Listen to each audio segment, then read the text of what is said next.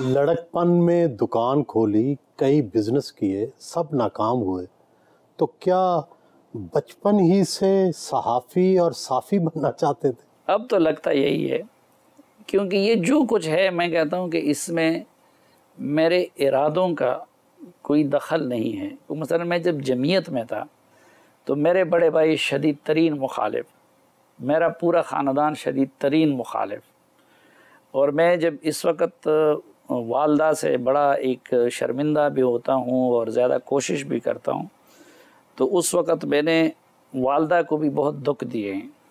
दुख मसलन इस तरह दिए हैं कि जब मेरा मैट्रिक का रिज़ल्ट आ रहा था तो मैंने इधर पोजीशन ली थी, लोग घर पे मुबारकबाद देने के लिए आ रहे थे और मैं वालदा और भाई की इजाज़त के बग़ैर जाके मैं उस वक़्त अफ़गानिस्तान में बैठा हुआ था।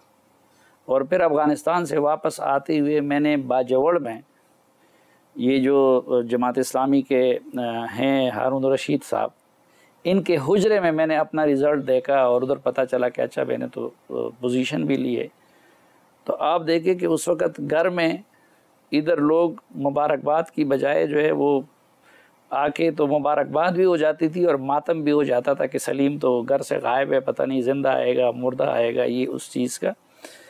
तो वो जो आज़ादी की थी उसी वजह से मैं यानी बड़े भाई से भी उस वक्त एक लिहाज से बगावत थी। स्कूल के ज़माने में ही यतीम हो गए, मुआशी मुश्किलात का सामना तो करना पड़ा होगा। जी बिल्कुल, माशी मुश्किलात रही, शदीद रही। और तो मैं उस वक़्त दोनों चीज़ें थी, एक तो माशी मुश्किलात भी था और मुझे पता था कि मैं यूनिवर्सिटी की एजुकेशन वो नहीं कर सकता। दूसरा मैंने भाई को भी नाराज़ किया हुआ था वो मेरी एक्टिविटीज़ का। तो उस वक़्त कारोबार का असल में यही था कि भाई हम तो सियासत करेंगे, सियासत के लिए आज़ादी चाहिए, तो अगर हम कोई नौकरी करें या बाकी चीज़ें करें तो मैं तो आज़ादी के साथ वो नहीं कर सकता हूँ। तो इसलिए कारोबार का एक तजुर्बा किया, लेकिन मिजाज मैं उसके लिए नहीं था। तो मेरा कारोबार का जो दफ्तर था, मैंने प्रिंटिंग प्रेस खोला हुआ था उस वक़्त, वो सारा दिन दोस्तों का हुजरा होता था, उसमें भी मार पड़ी, फिर दूसरे कारोबार में भी मार पड़ी। और उसी वक़्त इत्तेफाकन वो NNI एक न्यूज़ एजेंसी शुरू हो गई, तो ताहिर ख़ान साहब इधर थे, तो उन्होंने मुझे कहा कि यार वो NNI का फॉर्म भिजवाया कि आप को शौक़ है, आपके पास दफ्तर भी है, टेलीफोन भी है ऑलरेडी। तो वो मैंने एजाज़ी काम शुरू किया NNI के लिए। आखिर में वो दुकान बंद करनी पड़ी और ये दुकान चल पड़ी। मतलब मैं जब पहली मरतबा TV प्रोग्राम कर रहा था तो उससे पहले मैं किसी TV प्रोग्राम में बतौर पार्टिसिपेंट भी नहीं बैठा था। कलम नगारी यहाँ से शुरू हुई कि मुशर्रफ ने टेक ओवर किया, उससे पहले मैं सिर्फ रिपोर्टिंग करता था। कोई लिखने को, ये हमारे दोस्त मेजर आमिर साहब को भी हाउस अरेस्ट किया बच्चों समेत, उस वक़्त कोई लिखने को तैयार नहीं था। तो मैंने मुशर्रफ के ख़िलाफ़ और वो उनके साथ जो जुल्म हो रहा था उसके ख़िलाफ़ एक कालम लिख के तमाम अखबारों को फैक्स कर दिया। तो वो सिर्फ 2 बंदों ने छाप लिया, एक मुजीब रहमान शामी साहब ने पाकिस्तान में छाप लिया और एक अब्दुल वाहिद यूसुफ़ी साहब ने आज में छाप दिया। तो ये सारा इत्तेफाकियात का नतीजा है, इसमें आपके शागिर्द का कोई कमाल नहीं है। बेटा क़याम और भतीजा प्याम मिलने आए। If I ask for something or something is needed by me, so he gets it for me, and he's also very soft on me. He never gets angry at anyone. He is very calm towards us. Sometimes he gets angry, but not all of the times. And when he gets angry, what he does? He probably just like doesn't hit us and just like tells us to not do it again. Okay. Have you been hit? No. No, never? Not by him. Not by him. Who else it? My mom. उम्र में तो ये मुझसे छोटा है, लेकिन किरदारों में बड़ा है। और माँ बाप की जो बाप का तो साया इसने इतना नहीं देखा, वालिदा का जो साया था और उसकी दुआएं, उनकी बरक़ात से हम एक पेज पे खड़े हैं। खामियां तो आज तक मुझे कोई नज़र नहीं आई।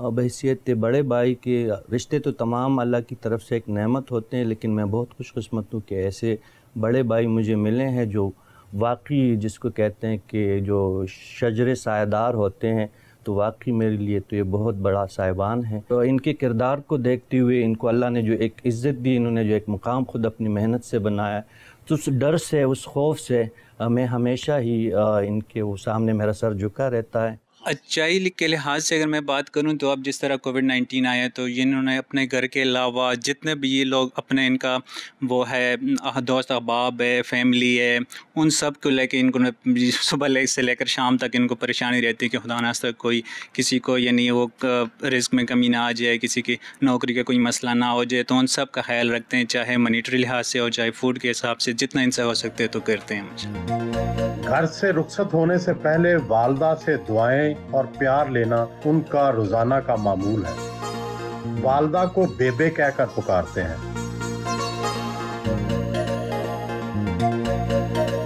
घर से निकलते वक्त बच्चों को भी प्यार करते हैं।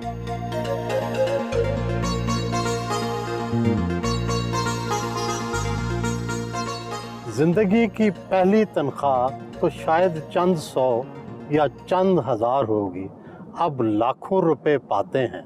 लाइफस्टाइल में कितना फ़र्क आया? जो पहली तनख्वाह थी वो 10,000 थी,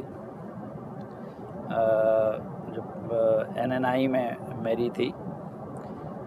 अब अल्लाह ने बड़ा करम कर दिया इस दौरान फाइनेंशियली भी।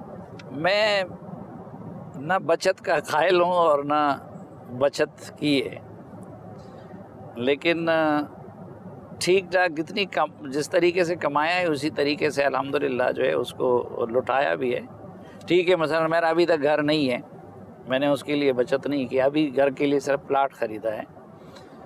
लेकिन मेरा नज़रिया उस मामले में ये है कि आज जो कुछ है तो आज अच्छी ज़िंदगी गुजारो, कल का अल्लाह जाने। क्योंकि पहले भी आज जो कुछ है वो तो मैंने कभी सोचा नहीं था ना। तो मैं अक्सर कहता हूँ, या शायद मेरे वालिद साहब ने मेरे लिए जो कुछ सोचा था तो वो तो ये चीज़ नहीं थी, वो तो एक किसान आदमी थे। स्कूल के ज़माने में ही मजहबी हो गए, जहादी हो गए, तो हुस्न व इश्क से तो बहुत दूर ही होंगे। ये वही आपने मुश्किल सवालात शुरू कर दिए। इसमें मेरा नज़रिया ये है कि दिल की बातें जो है दिल में ही रहने अच्छी होती हैं। ये मेरी एक अजीब इनफरादियत रही। न सिर्फ ये कि दूर नहीं रह सका उस वक़्त, बल्कि जिस तरह ये जो बाकी चीज़ें कबल अज़ वक्त हो गई थी। तो क्या मोहब्बत भी वक्त से पहले हो गई थी? इसी तरह के कुछ हादसात भी जो थे वो भी कम उम्री में और वक्त से पहले वो गुज़र गए। कि मैं जब इस्लामी जमीयत तलबा में था उस वक़्त भी मैं म्यूज़िक से, हालांकि उस वक्त जमीयत में म्यूज़िक को मायूब समझा जाता था और मना किया जाता था, तो मैं जमीयत के दिनों में भी म्यूज़िक से अपने आप को मना नहीं करवा सका। शायरी और मौसीकी के बग़ैर जो है गुजारा नहीं होता।